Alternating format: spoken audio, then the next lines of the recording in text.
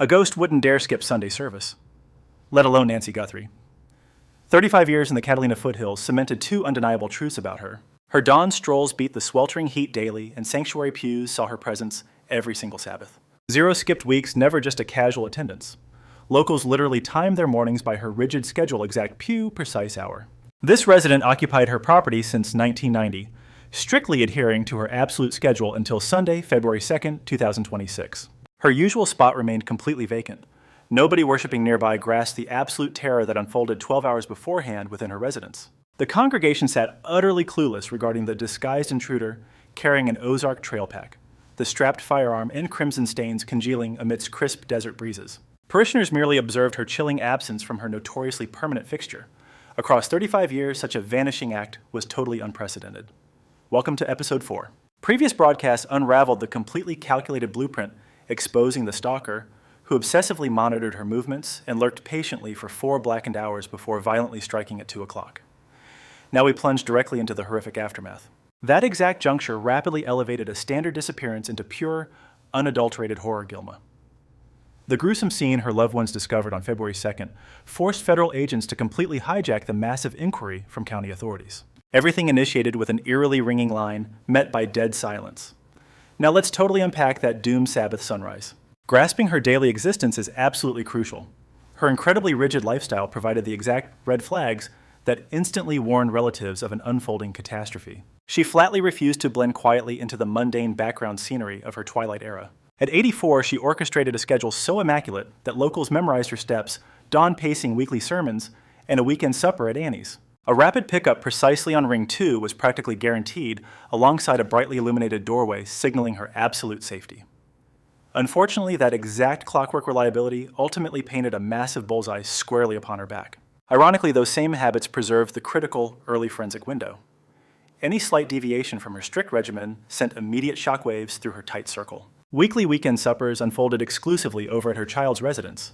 It remained a steadfast tradition. Meals were prepared, relatives connected, and subsequently Tommaso, the son-in-law, chauffeured the matriarch safely back to her property. January 31st mirrored that exact template without fail. Her ride rolled onto the familiar pavement, allowing the elderly passenger to swiftly disembark. Strolling toward the vehicular bay, she slipped indoors while her driver carefully monitored the heavy barrier, sealing her safely away. Illumination flickered past the glass panes at exactly 9:50 in the evening, prompting his departure. Nobody closely related to her ever witnessed her breathing again. 12 fateful hours completely shattered normalcy. The congregation awaited her customary Sabbath arrival. Total absence prompted a dialed check-in meeting dead air. Another attempt yielded utter silence, followed by a third desperate buzz. Messages beeped immediately. For average folks, an unanswered ring from an 84-year-old parent wouldn't normally ignite blazing panic. Batteries drain, alarms fail, and delays occur.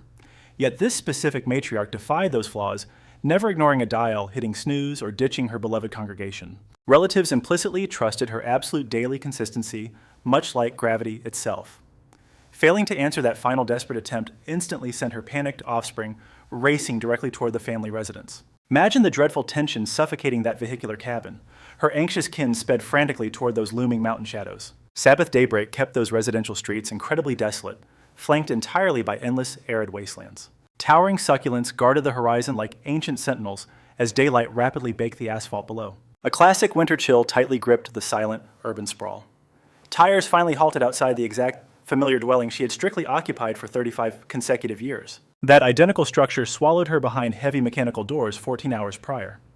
Palpable dread loomed instantly, driven by multiple intersecting anomalies. Seemingly minor discrepancies quickly morphed into a suffocating mosaic of absolute terror, an unsettling quiet, an untouched entryway, and the ominous vehicular bay. Then the blood-stained deck completely shattered them. Crimson fluids heavily stained the ground, hardly a minor scrape you could quickly rationalize away. Viscous trails streak the concrete, graphically illustrating a violent drag from the interior confines to the outdoors. The plasma belonged entirely to her. Hindsight provides brutal clarity today. Deputies verified the truth quickly using genetic swabbing to definitively link those fluid back to her. Yet during that horrifying dawn, relatives remained ignorant regarding the puddle's source. One brutal truth stood absolute. Their beloved caretaker had completely vanished. A violent mess occupied her usual greeting spot. This precise instant matters most far beyond the actual snatching event. Forget the 4 grueling hours of stalking or the electronic blocking device that blinded every single security lens nearby. Our focus zeroes in on devastated relatives frozen upon a picturesque deck during a deceptively calm weekend dawn, staring at visceral stains, comprehending the absolute agony inflicted upon their treasured elder. This dreadful realization forms the very heartbeat of Episode 4. Frantic fingers dialed 911. Chronology becomes incredibly vital right here. Local authorities actively refuse to broadcast the exact timestamp of that desperate plea. Major broadcast networks, including Fox and NBC, definitively confirmed that loved ones rushed over on February 2nd, triggered entirely by her shocking absence from morning mass, alongside endless dead-end telephone rings. Patrolmen eventually arrived. Staring at the stained concrete, they quickly validated the bloody carnage before tactically breaching the front entryway. The nightmares lurking indoors remain completely shielded from civilian ears. Hiding those grim facts isn't mere negligence. It represents a highly calculated choice. Whenever mysteries morph into active hostage crises, detectives purposefully suppress explicit descriptions regarding the property's horrific internal state. Such strict secrecy serves a singular purpose, trapping true perpetrators while filtering out pathetic liars. Listen closely. If some guy brags about the unreleased horrors inside that house, you are staring straight at the prime suspect. Here is the absolute truth based on verified sources. That residence was completely turned upside down. Sheriff Nano stepped up to the microphones and instantly verified the violent altercation. Fresh red stains covered the entryway. Nancy abandoned the crucial pills required to keep her artificial heart rhythm going. That specific clue instantly flipped the entire script. An 84-year-old grandmother relying on a cardiac device absolutely never walks away from her life-saving prescriptions. Slipping her mind or packing light simply isn't an excuse here. Those pills dictate whether her pulse keeps beating or instantly flatlines. The moment detectives spotted the gruesome stains alongside those forgotten pills and realized she vanished, routine patrol duties vanished. They were suddenly working a massive felony. The most chilling aspect, terrifying her loved ones, boils down to those specific bottles. Nancy Guthrie needs those meds to regulate her implanted cardiac rhythm monitor. Taking away her pharmaceutical support exponentially increases her mortality risk by the minute.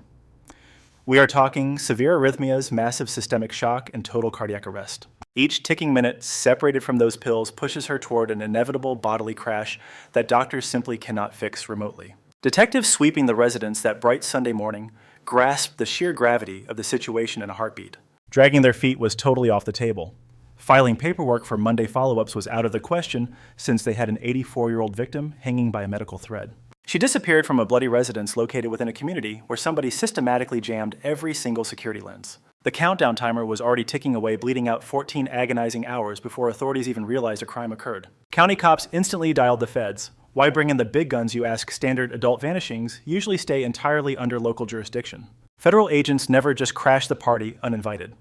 Very strict guidelines must be met to pull the National Bureau into the fray. Transporting hostages past state borders checks one box. Clear signs pointing toward mob or syndicate operations check another. Yet the smoking gun here came down to the terrifying clues, including stained concrete, discarded pills, and recovered lens footage hitting the database. He's fast. That footage exposed the disguised assailant packing heat and tactical gear, sneaking up mid-slumber. This was absolutely no random break-in gone sideways. We are definitely not dealing with a senile grandmother getting lost. A predator executed a calculated abduction, violently snatching Nancy and leaving an absolute mess. The feds officially launched a massive probe. Merely 48 hours post-vanishing, the crisis skyrocketed from worried relatives to an all-out national manhunt. Moving at that breakneck pace screams volumes. Retired federal operative Jennifer Coffindoffer even went on record to highlight this intense shift. Bureau chiefs refuse to seize jurisdiction unless the clues demand absolute intervention.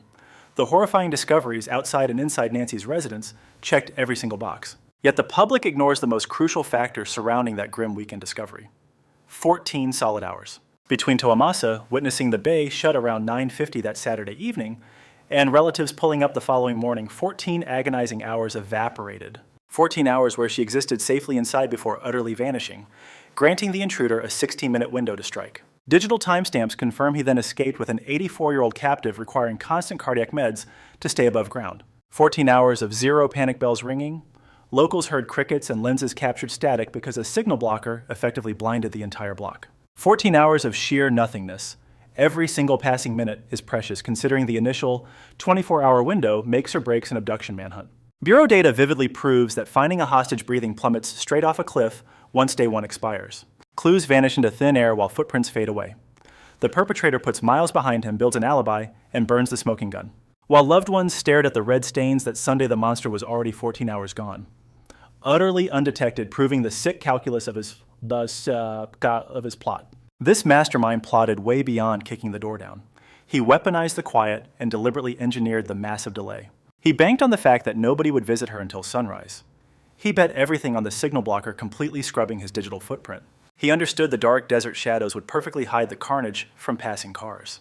Snatching Nancy Guthrie was only half the mission. He literally constructed an impenetrable time barrier separating himself from the cavalry.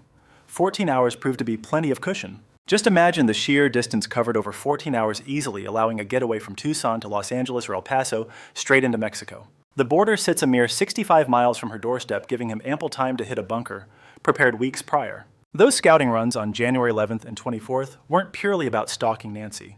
The predator was absolutely charting getaway routes, clocking his sprint, and ensuring his drop zones were hot and ready. Once her children finally stepped onto that bloody concrete, the Phantom could have been halfway across the globe. If you have been glued to this channel since the debut episode, you understand exactly what the task force is battling.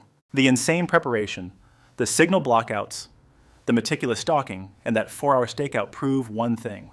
This was a stone-cold orchestrated strike. Tonight I need you to juggle two massive realities simultaneously. The sheer brilliance of the predator clashing against a completely shattered family. Because while we obsess over digital timestamps and clues, there was an agonizing second when Annie Cameron, or whoever arrived first, saw the gore and knew their mother was stolen. This is an abduction, plain and simple. People never evaporate without a goodbye note on the counter or their bags packed securely by the exit. Finding fresh blood stains on the doorstep of an 84-year-old lady at 9 o'clock on a peaceful Sunday morning defies any reasonable or harmless explanation. Only crimson stains and dead silence remained inside the home she occupied for 35 years. Authorities from Puma County finally addressed the media 2 days later on February 4th. We will dive deep into that crucial briefing tomorrow evening during Part 5 because Sheriff Nano's actual statements combined with his deafening silence on certain facts completely dictated the trajectory of this exhausting 52-day manhunt that has yet to produce a single suspect in custody. Before unpacking all of that, you need to grasp one crucial fact concerning that chilling Sunday morning, as it provides both detectives and her loved ones with a genuine glimmer of hope that she might actually survive this ordeal. Look closely at the spatter. Retired federal investigator Jim Clemente evaluated this physical evidence using detailed accounts from police sources. He deduced the scattered droplets outside indicated an injured victim being physically relocated rather than pointing toward an instantly fatal blow. Their precise spacing heavily implied the victim was stepping or being guided, ruling out dragging. Renowned medical examiner Dr. Michael Baden pointed out how the lighter cores found within certain splatters strongly indicate that the initial fluid partially coagulated before completely fresh layers of crimson rained down on top of them. This proves the violent encounter outside her doorway unfolded slowly. Distinct pauses definitely occurred between strikes. How should we interpret this evidence? It strongly implies Nancy remained fully awake while leaving that patio. The evidence proves she remained physically mobile, either acting independently or under duress. Furthermore, it guarantees she survived the initial departure from her property, breathing yet strictly held captive. This specific clue elevates the investigation from a grim body retrieval into an urgent tactical extraction. Nancy Guthrie unquestionably survived her initial exit from the property. The physical stains prove it, the splatter verifies it, forensic specialists guarantee it. 52 days later, federal agents remain completely committed to an active rescue operation. Those terrifying crimson stains outside the front doorway, discovered by terrified relatives that peaceful Sunday morning, justify their approach. Allow me to share one final thought with you tonight. When her devastated relatives initially stumbled upon this horrific crime scene, Savannah Guthrie, Nancy's daughter, and the famous former anchor of NBC's Today Show, decided to completely abandon her stellar broadcasting career. She sacrificed the most prominent morning anchor chair across America to scour Tucson for her missing mother. A beloved woman whose loyal daughter will bravely forsake absolutely everything, escaping cameras' high-profile interviews, and her massive national platform to stand in a desert neighborhood, pleading for anyone to share the truth. She solidified this massive life change the very second her siblings discovered that bloody patio. Because whenever your mother bleeds upon the pavement, abandons vital pills indoors, and vanishes into thin air, priorities immediately shift. The only priority becomes the loyal guardian who raised you. The missing lady still stranded out there, someone whose failing heart desperately requires critical medicine, sitting completely undisturbed atop a kitchen counter for 52 agonizing days. If you actively follow this investigative journey, please do me a quick favor. Look up Evidence HQ and tune into Part 5. It releases tomorrow. because the commander's initial briefing, specifically a single slip regarding her prescription pills that accidentally exposed far more hidden facts than intended, completely alters your perspective on this entire unfolding tragedy. If anyone holds vital details regarding Nancy Guthrie vanishing, please immediately dial 1-800-CALL-FBI. Authorities offer a $1.2 million bounty for tips securing her safe return. Somebody witnessed the violence upon that patio. Someone knows where Nancy Guthrie remains hidden today. This story leaves behind more than fear. It offers a powerful lesson about awareness, routine, and human connection. Nancy Guthrie lived a life of disciplined faith and consistency. Her routines brought her comfort, identity, and structure. But at the same time, they made her predictable. And in a world where not everyone has good intentions, predictability can become vulnerability. The lesson here is not to live in fear, but to live with awareness. Habits are important. They shape who we are, but we must also protect ourselves by staying alert, adapting when necessary, and sharing our lives with others who genuinely care.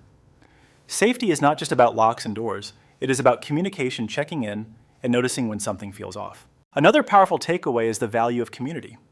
It was her consistency that made people notice her absence quickly. That awareness mattered.